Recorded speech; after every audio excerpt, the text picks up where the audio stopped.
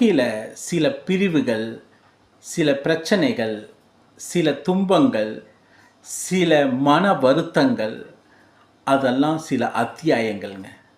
அந்த அத்தியாயங்களை நினச்சிக்கிட்டே அதை திரும்ப வரும் வரும் வரும் நினச்சி பயந்துக்கிட்டு அதுக்காகவே இருந்துகிட்ருக்க வேண்டிய அவசியம் இல்லை. அந்த அத்தியாயங்களை இதுவும் கடந்து போகும்னு நம்ம கடந்து போக கற்றுக்கொள்ள வேண்டும். அப்படி நம்ம கடந்து போக கற்றுக்கொள்ளும் போது தான் நம்முடைய மனசும் அதுக்கு தகுந்த மாதிரி மாறும். அது எந்த ஒரு பிரிவாக இருந்தாலும் சரி, எந்த துக்கமாக இருந்தாலும் சரி, எந்த ஒரு மிகப்பெரிய பிரச்சனைகளாக இருந்தாலும் அதை ஒரு அத்தியாயமாக நினைத்து கடந்து வந்துடணும். ஸோ அங்கேயே இருந்துட்டு இருந்தோம்னா நம்மளுடைய பிரச்சனைகள் காலத்துக்கும் சூழ்ந்து தான் இருக்கும். அந்த பிரச்சனைகள் நம்மளை விட்டு விலகாது.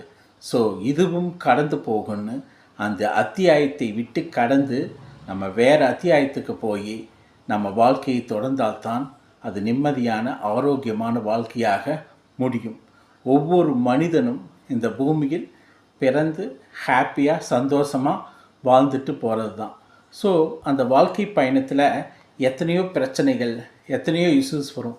அதையே நினச்சி அதே இடத்துல இருந்துட்டு இருந்தோம்னா வாழ்க்கை ஜீரோ ஆகிடும். ஸோ அதை ஒரு அத்தியாயமாக நினைத்து கடந்து வந்தால் நம்ம ஒரு புது வாழ்க்கையை புது நீரோட்டத்தில் புது ஐடியாஸோடு நம்ம வாழ ஆரம்பிக்கலாம். அப்படி வாழும் வாழ்க்கை தான் உங்களுக்கும் அர்த்தம் கொடுக்கும், உங்களை சுற்றி இருக்கிறவர்களுக்கும் அர்த்தம் கொடுக்கும்.